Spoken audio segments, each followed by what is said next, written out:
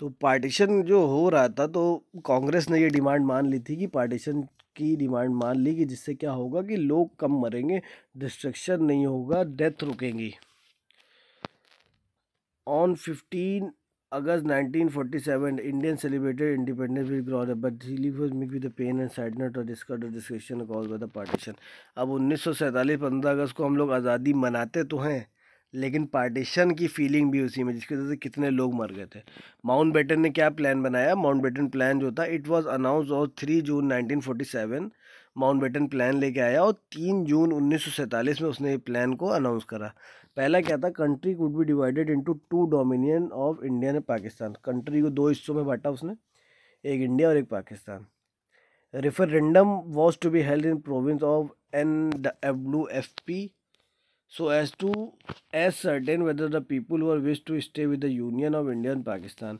अब उसने एक ये बनाया रेफरेंडम, व्हेन पीपुल वोट करेंगे यहाँ पे।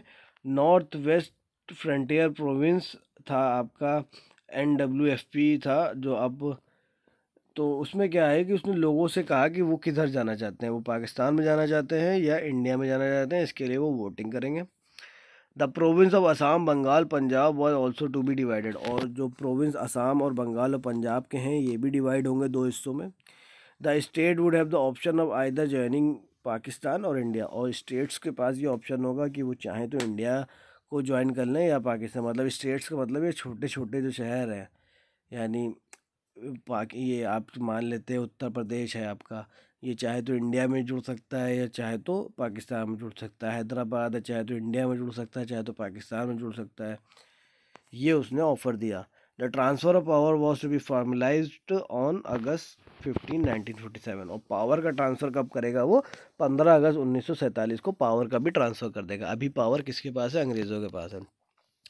The Independence Act 1947. On the basis of the Mountbatten Plan of June 3, 1947, the British Parliament passed the Independence Act on July 1947, 16 जुलाई। अब इस प्लान पे, जो माउंटबेटन का प्लान था, उसी प्लान पे काम करते हुए एक नया प्लान बनाया गया जिसको बोला जाता है Indian independence act. Indian independence act बना 16 जुलाई 1947 को। Two independent domination name India and Pakistan shall be set up on 15 अगस्त 1947। अब क्या कहा गया कि दो डोमिनेंस बनेंगे, एक इंडिया एक पाकिस्तान के नाम से, और कब सेटअप होंगे? 15 अगस्त 1947 को। Pakistan was to be comprised of Sindh, Baluchistan, NWFP, the west Bengal and the east Bengal and the rest of territory body included in the India. Pakistan में कौन कौन आएंगे? Sindh, Baluchistan, north west frontier province और आपका वेस्ट पंजाब, ईस्ट बंगाल, ये सब पाकिस्तान में आएंगे। और बाकी कहाँ चली जाएंगी टेरिटरीज? इंडिया में। The British government was to have so control over the affair of the dominance after August 15 1947 and would transfer their power to the assemblies of the Indian Pakistan. अभी ब्रिटिश के पास कंट्रोल है, लेकिन 15 अगस्त 1947 के बाद पाकिस्तान को उनके power दे दिए जाएंगे और हिंदुस्तान को उनके पावर दे दिए जाएंगे।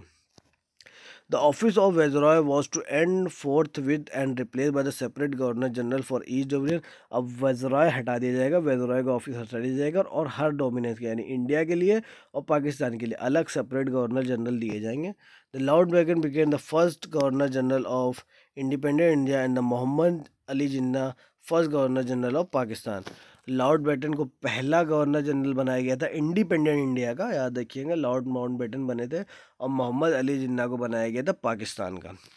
The constituent assembly of both the dominant would frame their respective constitution and would decide whether to stay with British Commonwealth और नॉट। अब दोनों की असेंबली को, कॉन्स्टिट्यूंट असेंबली जो होगी, उन लोगों को ये दिया जाएगा कि वो चाहें तो ब्रिटिशर्स के साथ रह सकते हैं, और उनके ऊपर है, अगर वो चाहें तो ब्रिटिश कॉमनवेल्थ के साथ रहें या ना रहें, ये उनको डिसाइड करना होगा। द कॉन्स्टिट्यूंट असेंबली और the dominance shall exercise the power of the central legislature. और दोनों की, जो दोनों इंडिया और पाकिस्तान की कॉन्स्टिट्यूंट असेंबली है, उसको ये भी पावर मिलेगी, सेंट्रल लेजिस्लेचर की भी पावर मिलेगी। The legislature of each of the new dominant full make for the prominent. और दोनों लेजिस्लेचर, चाहे इंडिया का हो चाहे पाकिस्तान का हो, उन लोगों को फुल पावर दी जाएगी अपने अपने स्टेट्स में लॉ बनाने की। The right of the king to veto law was given up. This right was given to the governor general. अब जो किंग था वहाँ पे, जो राइट ऑफ द किंग थी वीटो लॉ, वो किसको दी गई? गवर्नर जनरल को दी गई। Till the new constitution frame each of the dominion were to be governed in according with the act of 1935। जब तक नया कॉन्स्टिट्यूशन नहीं बनता दोनों में, इंडिया और पाकिस्तान में, दोनों के दोनों किस कॉन्स्टिट्यूशन के हिसाब से चलेंगे, एक्ट ऑफ 1935 के तहत चलेंगे।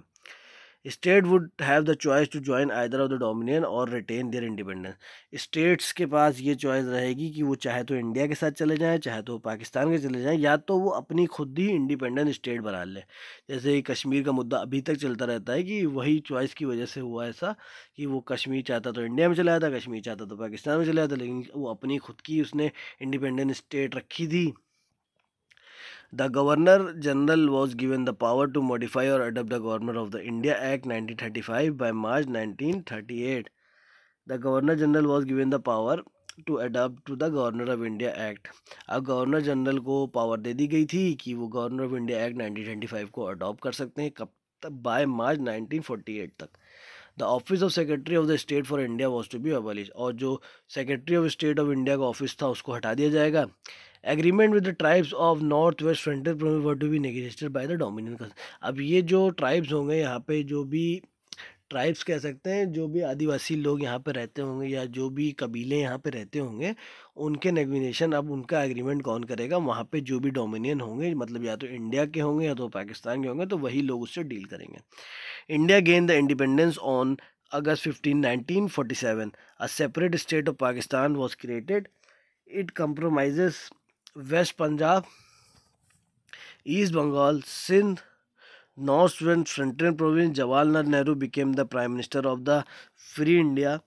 The Constitution Assembly began to function as the Parliament of the Independent India. अब इंडिया को जानते ही आप सब, कब इंडिपेंडेंस मिला? 15 अगस्त 1947 को। आज सेपरेट स्टेट पाकिस्तान भी क्रिएट हो गया। Pakistan west Punjab, west Punjab, east Bengal, Sindh, west frontier province से मिलकर बना। जवाहरलाल नेहरू पहले प्राइम मिनिस्टर बने इंडिया के, फ्री इंडिया के। The constituent assembly began to function as the parliament of the independent India. अब कॉन्स्टिट्यूंट असेंबली उस वक्त काम करना चालू कर दिया उसने पार्लियामेंट के तौर पे, इंडिया के कॉन्स्टिट्यूंट असेंबली ने। Around this time, India received a great blow. Gandhi ji was assassinated on 30 January 1940. अब इसी वक्त गांधी जी को मार दिया गया। गांधी जी की हत्या कर दी गई 30 जनवरी 1948 में। The people of India was shock by the great loss. अब बहुत ज़्यादा शॉक हुआ। एक शख्स था नाथूराम गॉडसे, उसने गांधी जी को गोली मार दी।